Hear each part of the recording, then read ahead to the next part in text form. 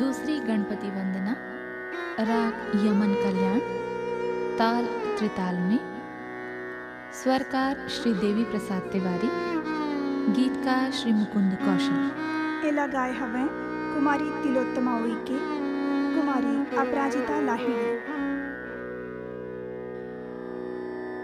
पहिली बंदो गणरा